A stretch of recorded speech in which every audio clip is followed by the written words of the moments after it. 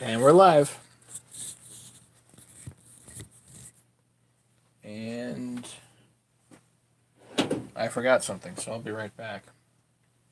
I got these. That's good.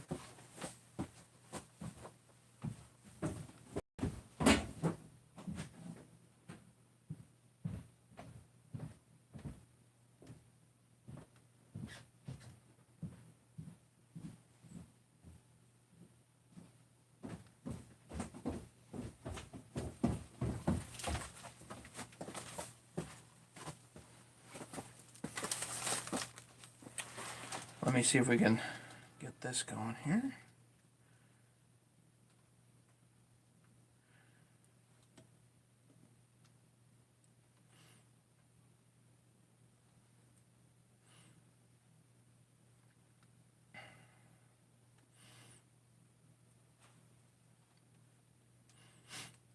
We can see who's on. Hey, James.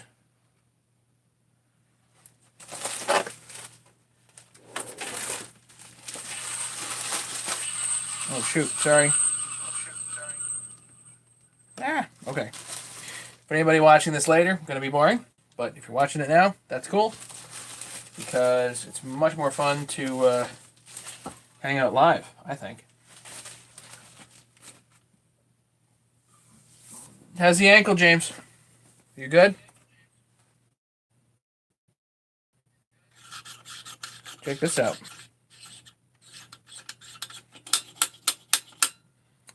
So we got the suction cups. Hey, Travis.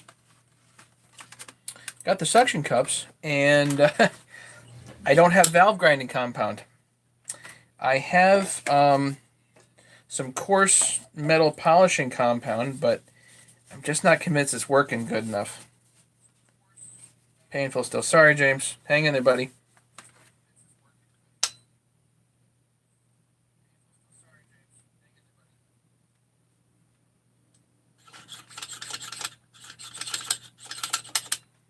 Anyway, I'm also convinced this takes a real feel to get this. Hey, Adirondacks.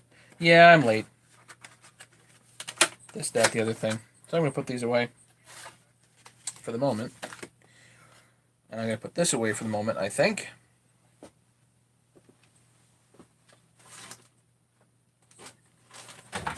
I need to go get some valve grinding compound. That's what I need to get. Because I don't know. The compound that I have here is just not working. So I just haven't been to the auto parts store, and I got to go do that.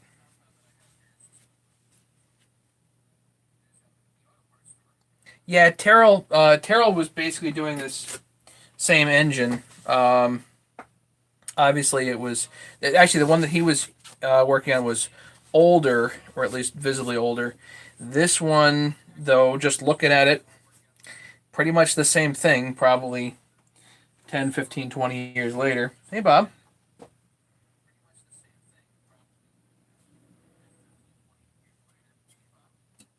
And I'm going to take this and put this.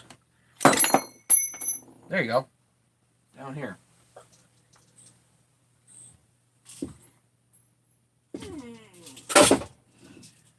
Great. Apparently that comes out. And that flops around in case you're trying to do it like that. Whoops. Hey, Barry. Barry, I didn't get to address you the other day. You mentioned about your 288 that you're working on your 288. Sorry about that. I look back. I'm like, what the heck was he talking about? You were working on a 288. Of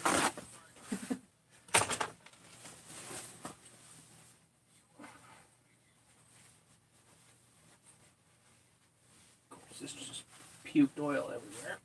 Great. Just what I needed.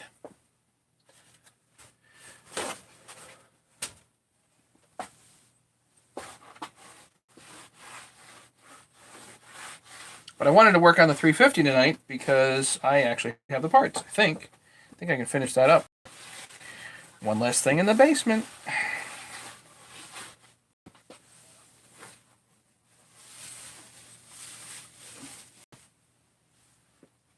Right? Right. Anybody buy the 394? No. Actually, as soon as somebody does, I'll take the video down.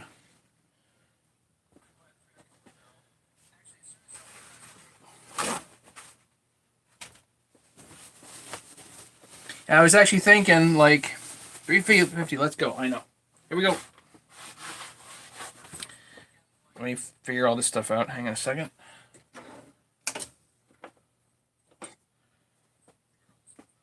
Get rid of this. That.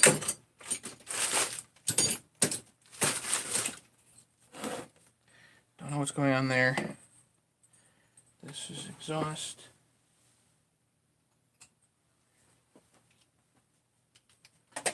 Don't go on the 350. Rather that for the 350. That goes in there. 8mm up here. That goes there. That goes there. Gotta remember to recheck the valve clearances. But I need proper valve grinding compound. Okay. 350, great. I think that's just what we needed. Pretty sure that's all that we needed to do the 350. Wahoo is working on 350 while he's working on still walking by 359. 359. You have a 359 sitting there? That's no good for a 359. They like to be cutting those things.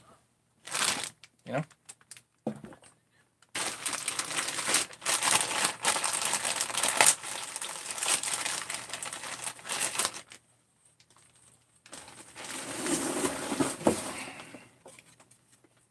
Okay.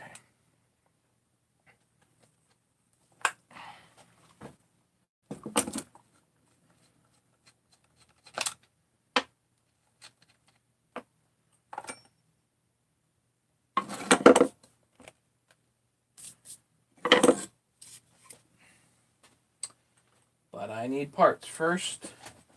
And I think they're up here. Yes, they are. So you get the spring thingy dingy in here.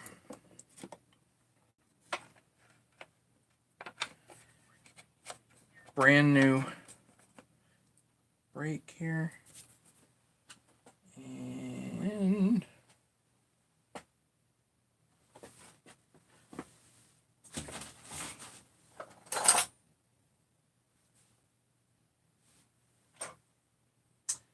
no, I put my 4mm in here. Yep.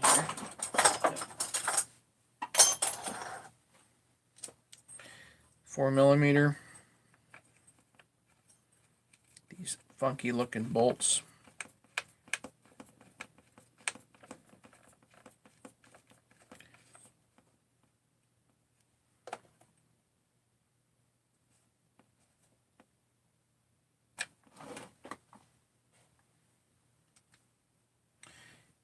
Bob, the OEMs on those are really not that expensive. They're not that much more than the Meteors.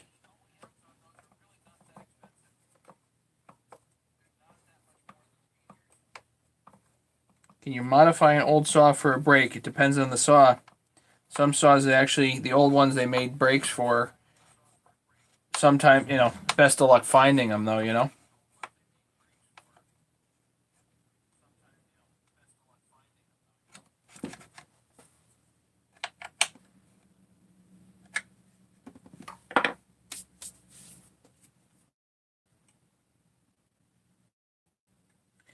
Two. Well, the second one's going to be for. I have two for sale, effectively.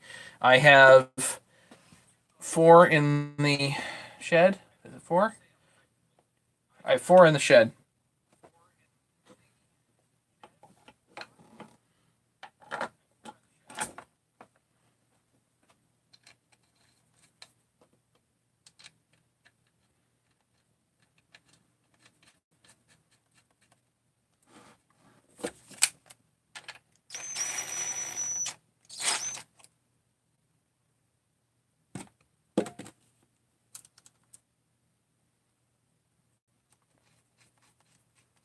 Let's see if this actually works.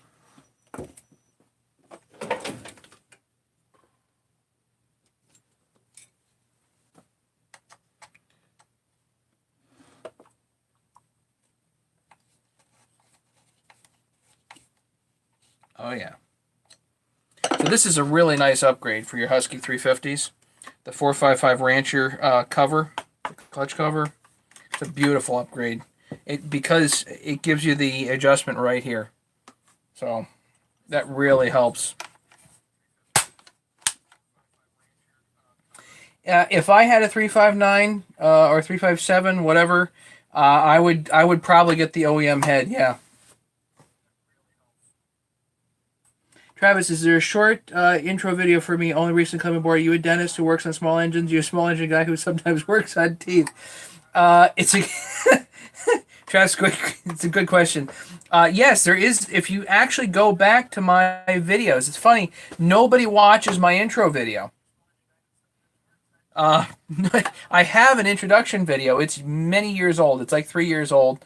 So if you go all the way back to my first video I ever made, it was probably my intro video to my channel where I introduce myself and let you know who I am and what I'm about. And it's probably my least watched video, which kind of surprises me. I tend to think that people would actually go back and look and see, who I am, but most people don't care.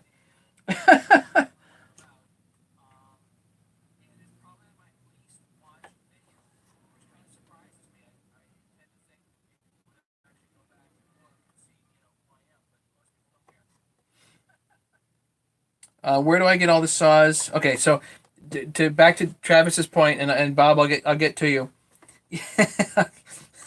um, Back to Travis's point, who I am, what I'm about. Here, just so you guys can see me. Can you guys see me?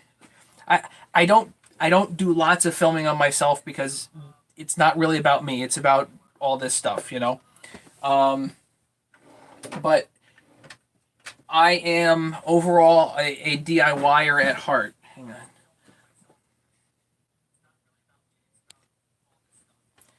Right. So I am a DIYer at heart. I like to do things myself, and that's just who I am. And I fell into chainsaws, and it's become habit. And I'm desperately trying to stop because it's has taken over my life. Um, but what I've gone and done is I've done all the boring stuff. I've tried to go back and do all the teardowns and rebuilds of the saws that I think are relevant to me, and even some saws that aren't relevant to me.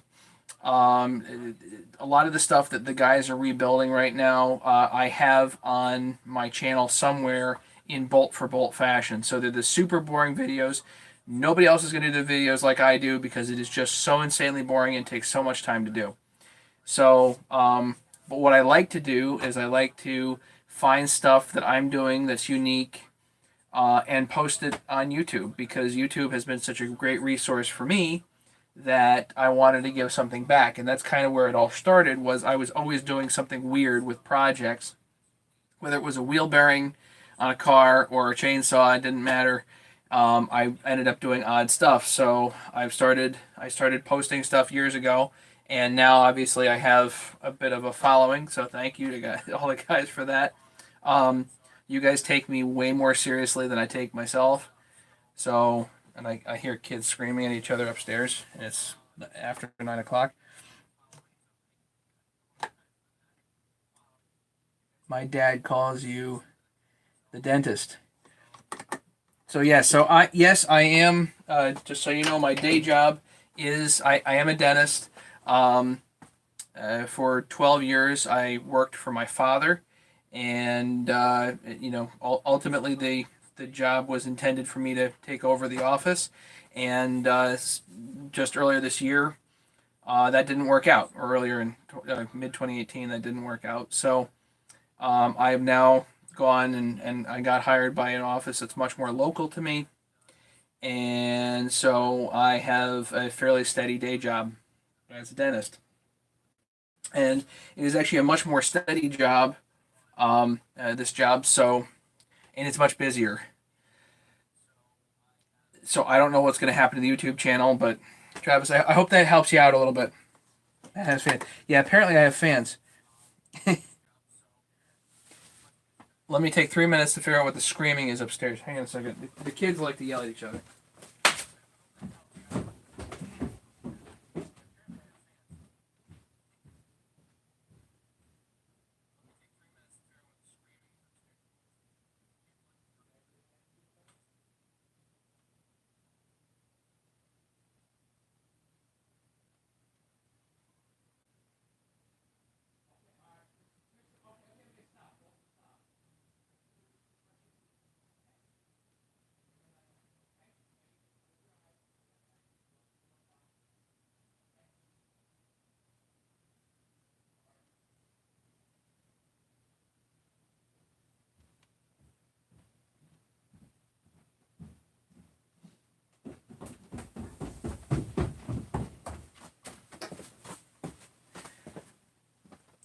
Anyway, sorry guys. Hey Paul. Yeah, so apparently I have fans. I don't know of any other dentists that are on the online forums that are also into chainsaws. There is at least one doc that I know of, and he's been super helpful to me. DRF256 on OPE, and he's a really knowledgeable guy. And uh, yeah, the doc is really good.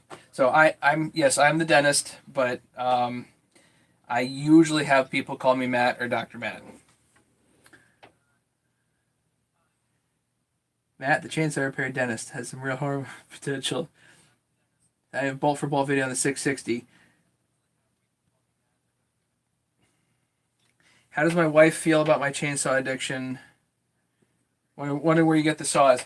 Yeah, so okay. How does my wife feel about it? And the answer is, I don't think that it really affects her as much as it affects a lot of wives. Um, I just get the eye roll, but you have to understand that when she met me, um, I was actually into building amplifiers and speakers. So I used to build high end audio equipment, and I've done a little bit of a couple of shop tours just to show you what I do have down here, but um, I've always wanted to get back to that, and chainsaws have actually become habit. They just I can't seem to get away from them. I'd love to get back into doing the audio stuff. I don't see that happening anytime soon. But what I need to figure out how to do is to put down the chainsaws and focus on other stuff in my life, building the house, working on the house. I've got all kinds of stuff around here that I have to do, and that I have no idea how to do, but I got to figure it out. So I've got lots of building around here to do, and let's see, where do I find the saws? Um, I'll find deals on eBay, Craigslist, whatever. I haven't done a whole lot of Craigslist lately. Most of the time I'm picking stuff up on eBay.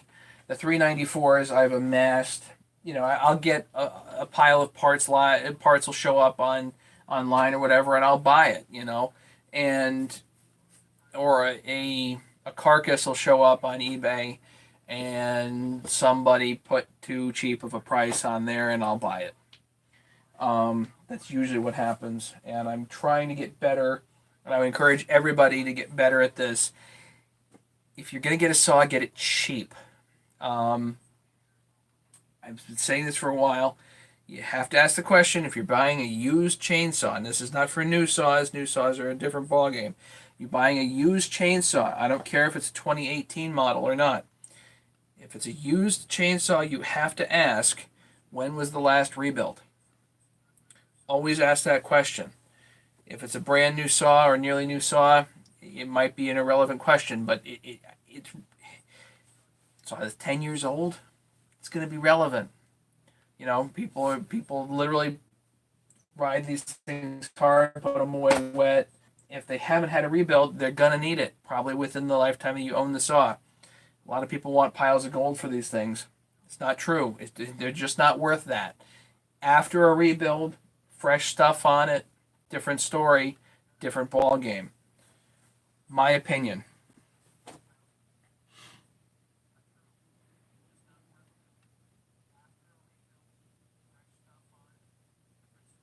Didn't buy a Husky carburetor. No,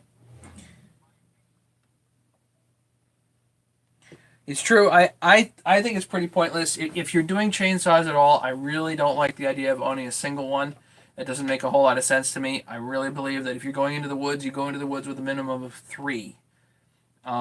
Minimum of three saws, what you go into the woods with. Bringing a single chainsaw into the woods just doesn't make any semblance of sense. Um, I don't care who you are, and I don't care how reliable that one chainsaw is. Things happen. Chainsaws are incredibly predictable in the sense that things fall apart, things break, things wear out, rubber cracks, whatever. Fuel lines get plugged, carburetors get gummed. Um, the dumbest little thing will put your saw on the shelf. You know, like a pinhole in a fuel line will put your saw on the shelf just as fast as if you blew up the top end, a completely seized saw. Seize a saw, get a hole in the fuel line. Same thing. It doesn't really matter. It's going to put the saw on a shelf. So you really need to go into the woods with three saws. My opinion. Yes, Paul, but I'm not a collector, so I'm not. I like building them. I like tinkering with them and playing with them, but I'm not a collector in the sense that I don't have to have like I'm not looking for that next saw that I need to have. Really, I'm good with some 394s and some 350s and maybe a 372 here or there, and I really don't need any more than that. Which is why I really have come to the conclusion personally that I'm at a good stopping point, sort of. Um, unless somebody gives me a commission build or something like that, I have nothing else that I need to build for myself. I've done the projects that I want to do. Hey, Gavin.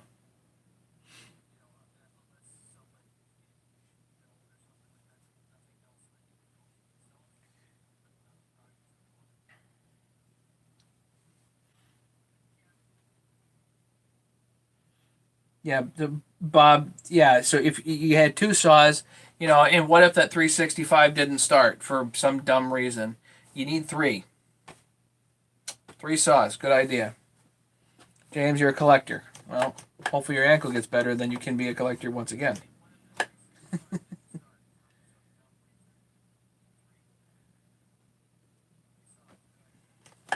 There you go, 445. At least you got something, right? Anyway, what else? So this 350 here, hopefully.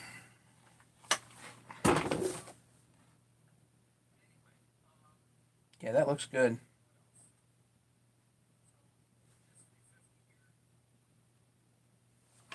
He's still pretty sharp too.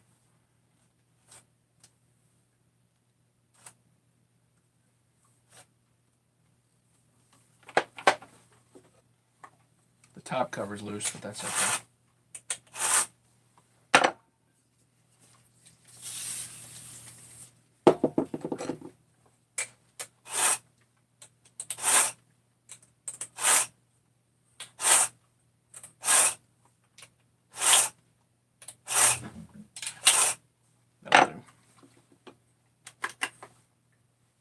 Now I got to run this a few times and see if this actually goes. Since the kids are in bed, I'm not going to make this one pop.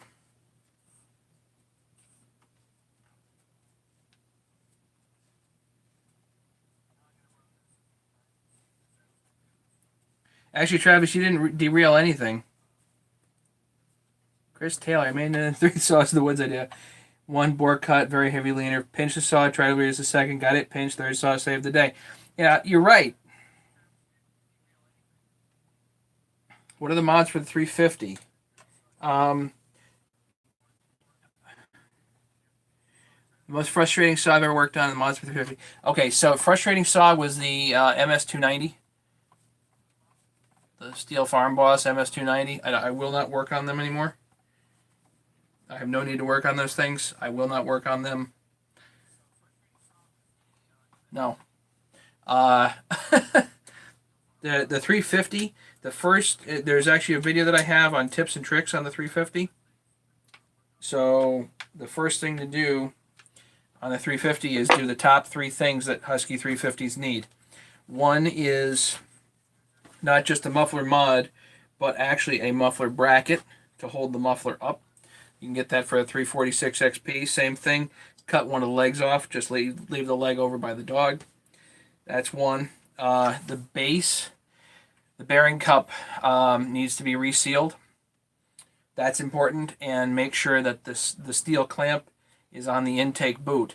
I go over that all in one of my videos. I think it's 350 tips and tricks or something like that. So those are the top 3 things that need to be done before you start modifying the saw. Yes, you can do a muffler mod on it.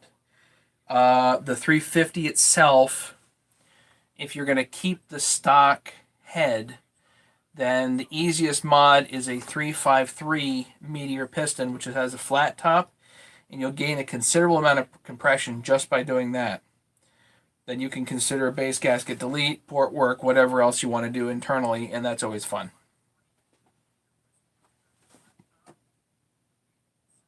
Is there a video of 290? I don't remember. I don't think so.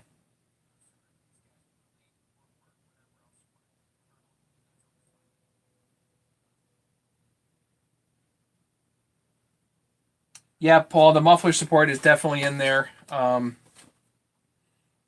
Yeah, the muffler support is definitely in there. Top 3 things. Reseal the base, muffler support, metal clamp. Top 3 things for a Husky 350. You got to do them. There's all kinds of other nifty little stuff that you can play with. You can change out the carburetor to a 357, 359 carburetor. Do a 359 intake setup. That's always nice. That was actually just talked about today on the forums. Something about using the 346 XP boot with a 359, 357 carburetor, such as the Walbro 198. Was the HD 198? HDA 198. 199, 175, 191, any of those, or the Zama EL 42s. All of those will bolt right up.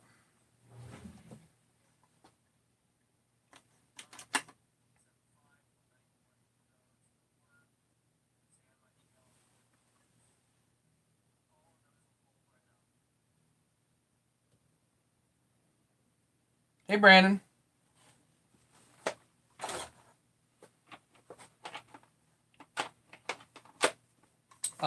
What's up? The other tip on the 350. If you're gonna drop the base, or if you're gonna mess with the squish, you have to make sure the head bolts are short enough so that they don't bottom out in the bearing cap. And I go over this. They don't bottom out in the bearing cap before they cinch the cylinder up. Because if they bottom out before they cinch up the cylinder is going to rattle loose. Bad.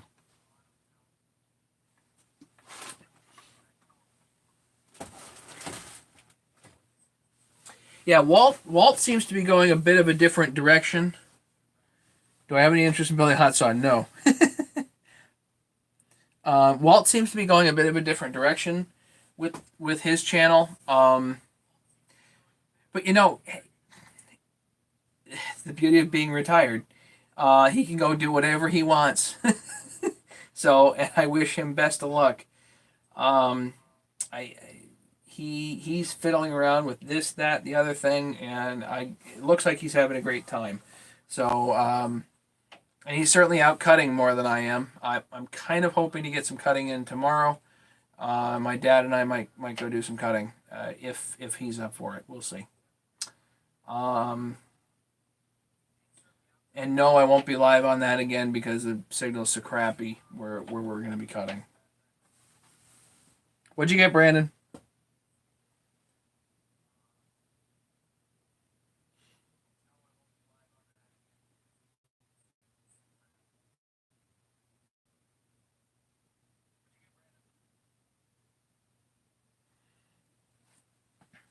So yeah, Bill, the hot saw issue. No, I'm just not. that would take a considerable portion of my life to do that, and it's just not me. It's just not me. I'm just not into the competition stuff like that. I mean, I like cant racing, but I'm not that good at it, and it would take a lot of work to get there. And for me, where I'm at in my life, there's not much point. I've got so much other stuff that I need to get done. I need to get the shed done. Ideally, I need to build a second shed. I need to get a fence up. I need to work inside the house a lot. I've got all kinds of stuff to do in here. So I need to focus a little on my career also. So I need to get my head in the game there. And so I've got all that other stuff going, and that really doesn't allow me to explore the hobby of chainsaws nearly as much as a lot of guys have. There are tons of guys that have come before me that are doing all kinds of different stuff with chainsaws. I mean, I'm happy to do the boring stuff, the bolt for bolt, tear this down, bring it back up, which I've already done, And I get to come on and hang out with you guys every now and again and do something silly, but, just hanging out. So I think that's really cool. I mean, just hanging out with you guys is cool to me.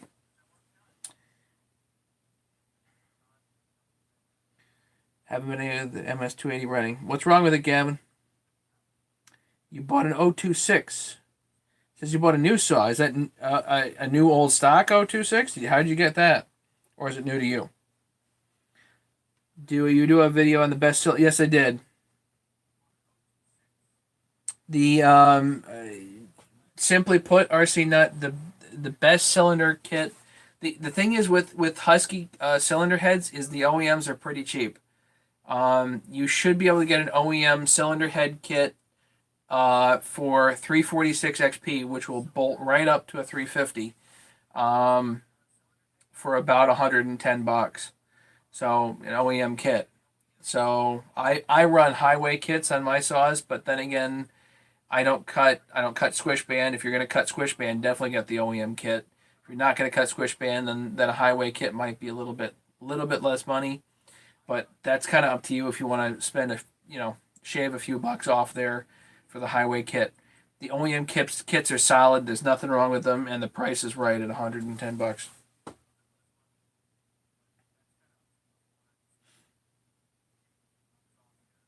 Better stop the live feeds.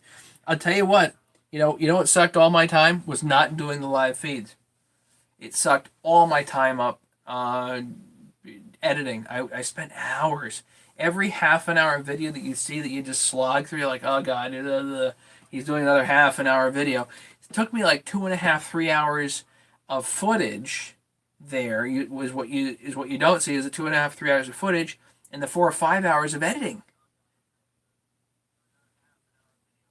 So there's a reason why nobody else is doing this is because nobody else is going to put that kind of time into it.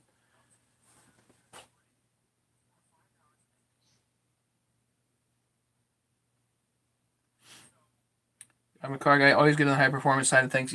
I've done plenty with cars too, and I do a little bit of performance stuff, especially with the Volvo. But again,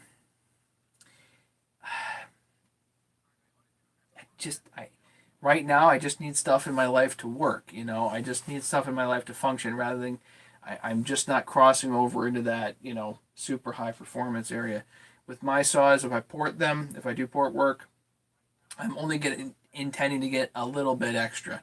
I'm not intending to get what the professional porters get as far as performance gains out of a saw. I literally want to get it good. Doesn't have to be perfect. It's going to be good. Get it good, get it together, and never take it apart again.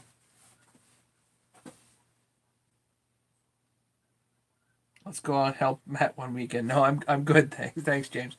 I've been out cutting walnut tops behind the veneer loggers. Secret 24 inches diameter, 10 feet long. Look rotten, still solid. Got me pumped. Nice. Gonna cut that up, huh? New to you 026. Okay, Brandon, what are you gonna do with it?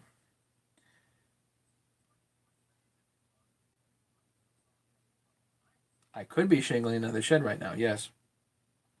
Yeah, I still have a relationship with HL Supply. The relationship with HL Supply is pretty simple. I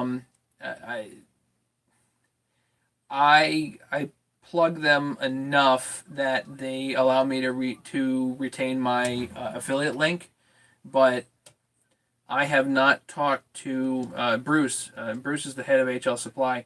I can I can call him pretty much anytime I want. I just haven't talked to him in a months, if not a year. It's been a while since I talked to Bruce. Um, they have they've been generous with me with the affiliate link, and I get credit if anybody uses the affiliate link and buys something literally within 30 days of clicking on it, which is awesome. So then I get the credit for that, which is great. But I can say whatever I want. So it doesn't really matter to them what I say. I can give you guys my honest opinion, and if you want to go buy something from them, fine. If you don't, fine. It's up to you. It helps me out, but it's up to you. Whatever.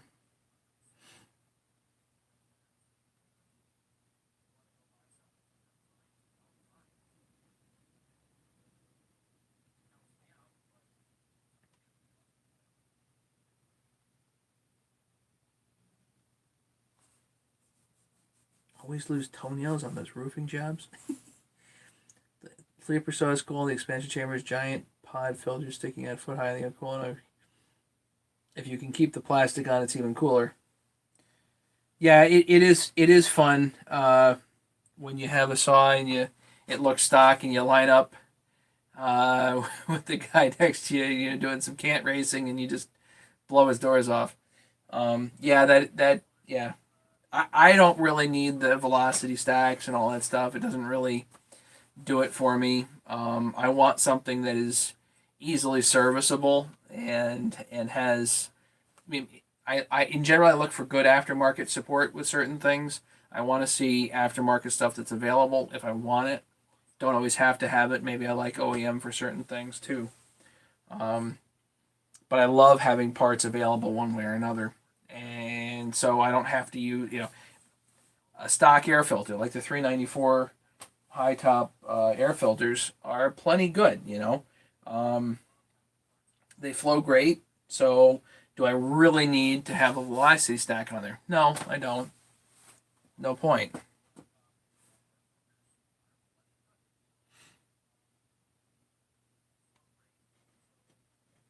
Two defective piston cylinders for the 280.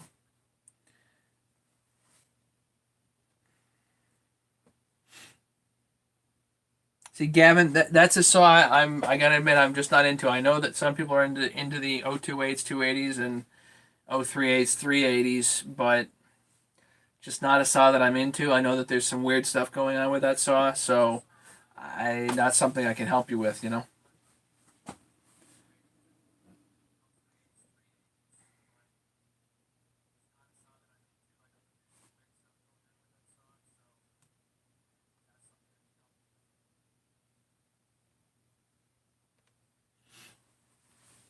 One thing certainly about the aftermarket, and I think Walt has really pushed this point home, is that the aftermarket stuff tends to be hit or miss, um, and it's a moving target.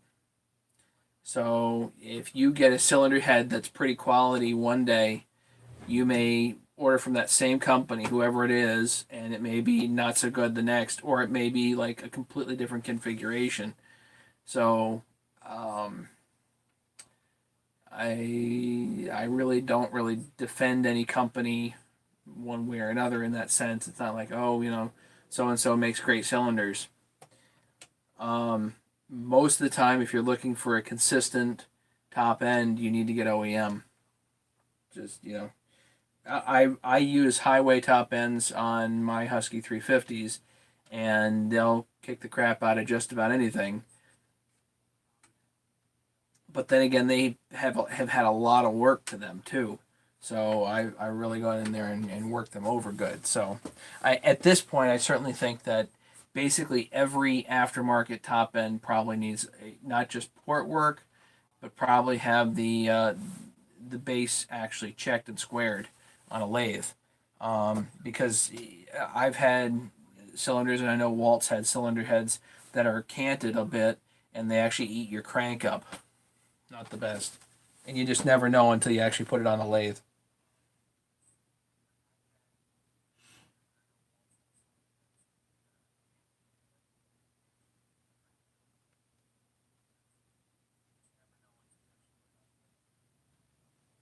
Paul, deck the riser. Yeah, yeah. You can just use 1184 and delete the base gasket.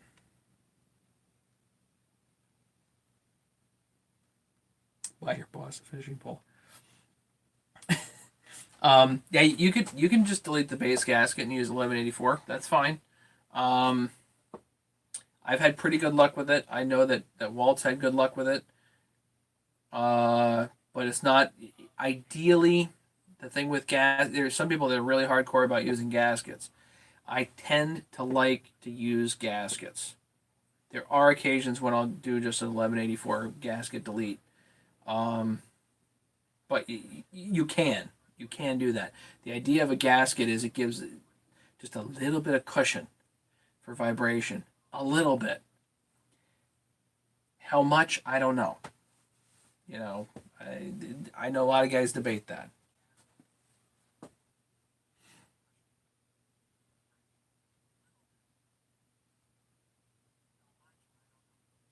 Sell those 290s on Craigslist.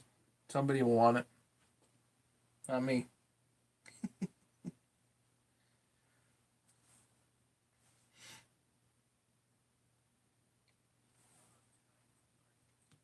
So it's interesting. It's to get back to Travis's thing with the 660.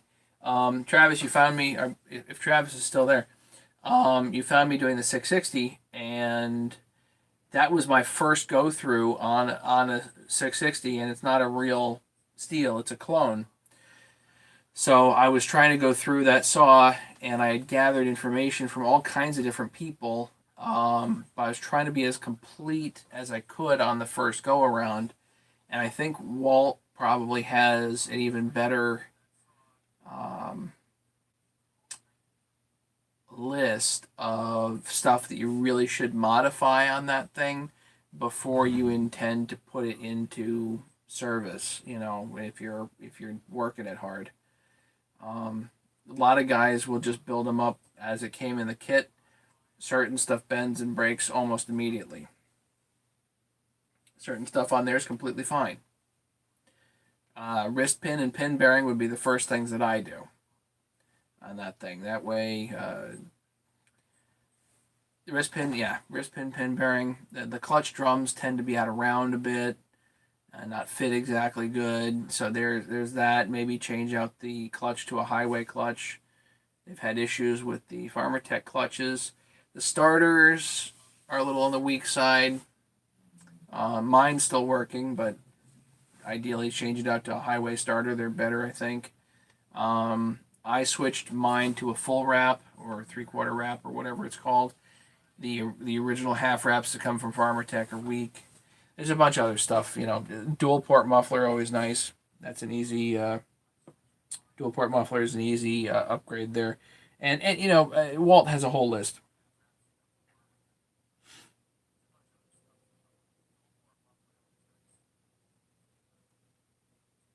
Found a snap piston ring by the transfers. Yikes. Ask yourself, if I had to move, would it take me 2 years to pack? Yeah, probably. Adirondacks, you know, it's a good point. I've literally been trying to not really so much get rid of stuff, but organize. And I mean, it doesn't look like I'm organized around here, but um, I finally got all of my 372 stuff out to the shed.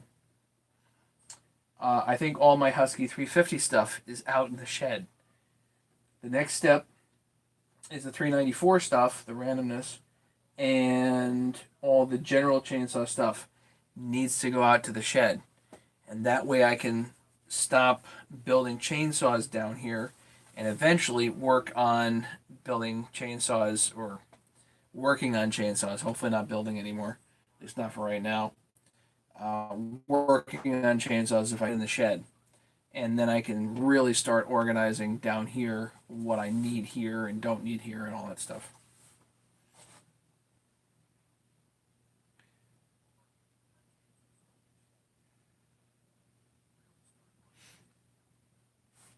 fuel mix on Farmer Tech. Travis, if you think about it, okay, so I'm not an oil and fuel guy. I try not to discuss oil and fuel too much because I don't like the debate. I don't like the debate on chains, all that stuff. But I prefer more oil whether you're running OEM or not.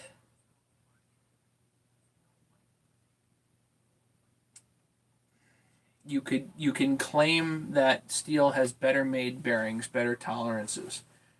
So why wouldn't you want to run more oil on them? You want to run 40 to 1? You want to run 32 to 1? I'm fine with that. 50 to 1 on a chainsaw seems a little stingy on the oil to me. I know that there's a big debate on this. Huge. I think you're being stingy on the oil.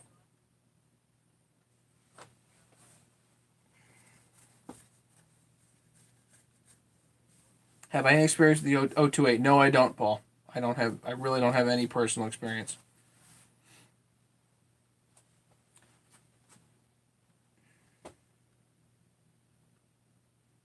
Yeah, I'm not sure why people are stingy with the oil. That doesn't make much sense to me.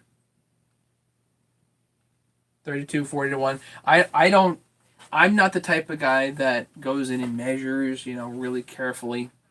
I'll measure out a 50 to 1 thing, and then I might measure out a second 50 to 1 thing and, fill up the can. It's more than 50 to 1, probably 40 or 32 to 1. I'm fine.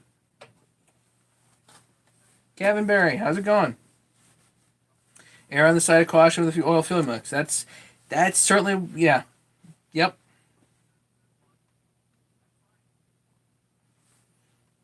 Adirondacks, the whole moving thing is, you know, I think theoretically you have to move in like 3 or 4 times within your life just to minimize all the stuff. Just to minimize all the stuff because we have too much stuff. As a country, we have too much stuff. In Connecticut, there's so much stuff. People are leaving Connecticut in droves, and they're leaving behind stuff and stuff and stuff. So much stuff.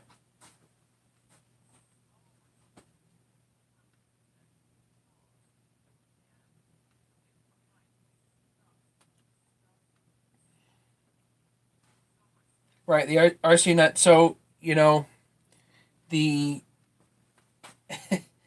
there's nothing wrong with taking a head off a saw. You know, you want to clean carbon out? Pull the head. Who cares? Who cares? The bottom end will be nice and lubricated. Pull the head, clean it, put it back. Maybe throw a new set of rings in there every once in a while. Not a big deal. You got my videos to help you.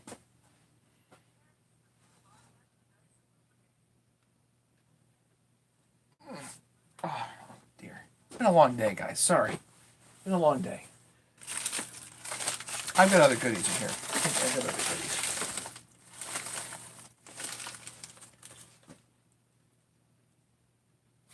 OEM 394 gasket kit. Always need one of those sitting around, right?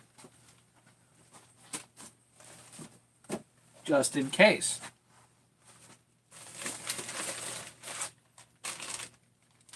OEM 394 coil. Might need one of those just in case.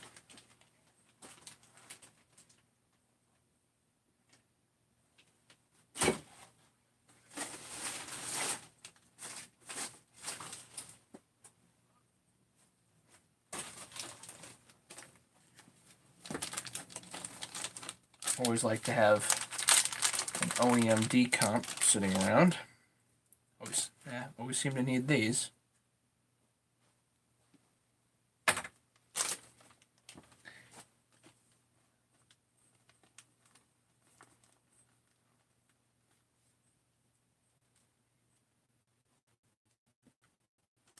This dang little thing, the X-ring for the 394 oil oiler exit thing. It's like $5 for this tiny little O-ring.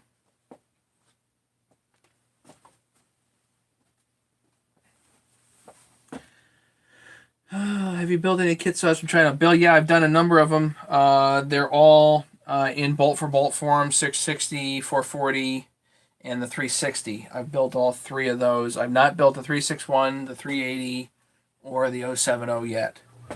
But Gavin, yes, you can throw an 090 PNC right on the 070. You can, I think you can still get the 090 cylinder heads from Steel. So if you want to get an OEM head, you can just slap it on that Chinese 070.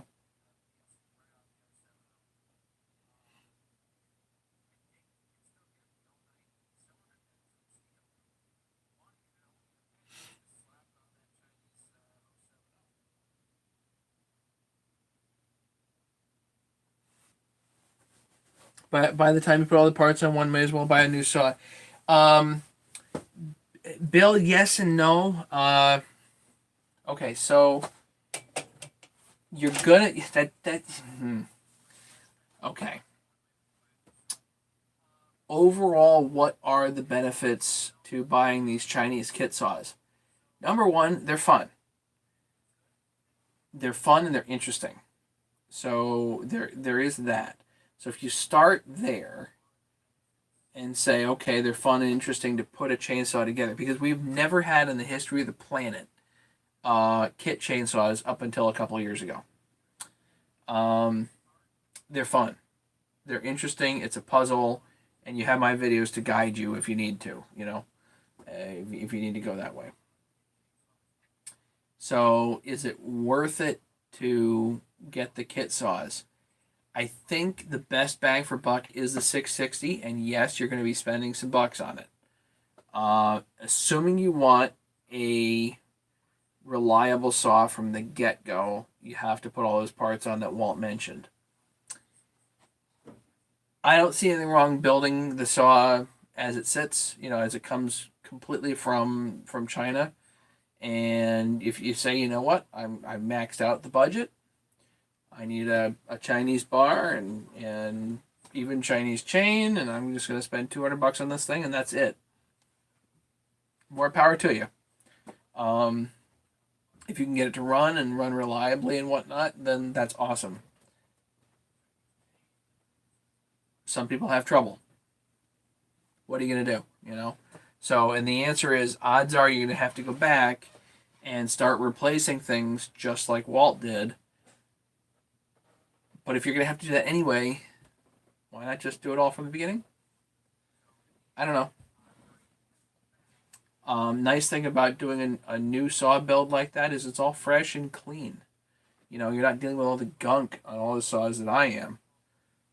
That can contaminate your build.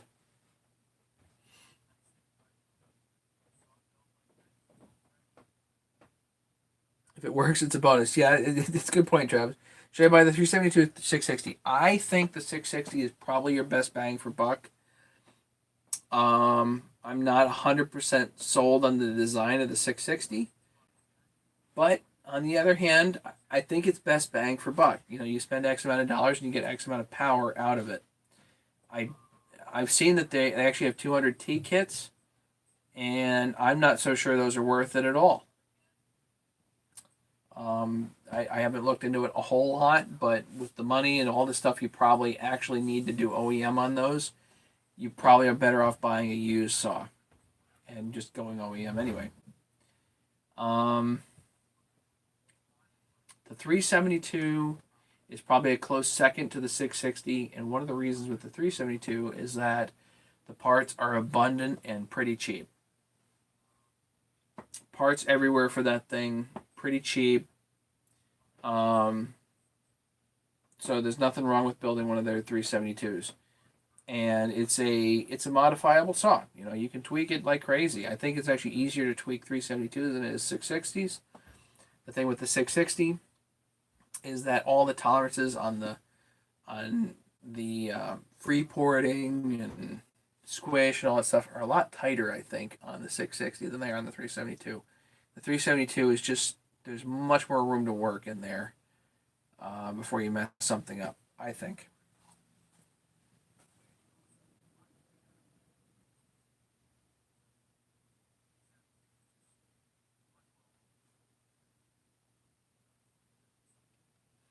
Yeah, the fun is the only reason trying it. Yeah, and Bill, if it doesn't work, you only spend a couple $100, right?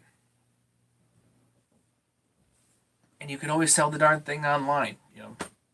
Move it along for a few $100. Somebody will buy it.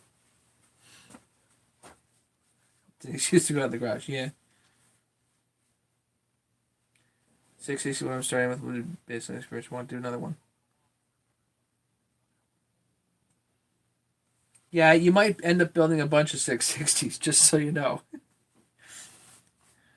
Anyway, it's late. I got up early. I got to go to bed. I'd like to work on the Briggs more, but I need valve grinding compound to do that, and then we'll start putting that thing back together, I think.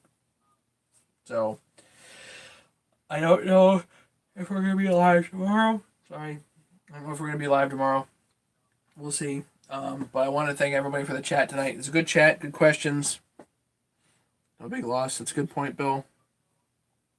And that's about that.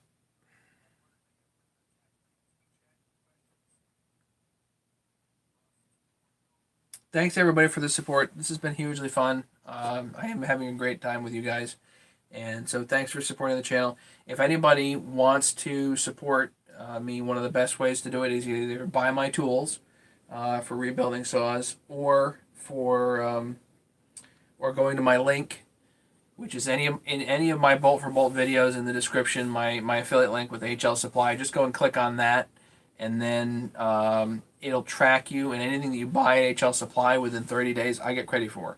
So that's great, and that helps me out in a huge way, so I can buy cool stuff and share it with you guys. Okay, thanks everybody. Have a great night. Be safe out there, okay, guys? We'll see you soon. Night.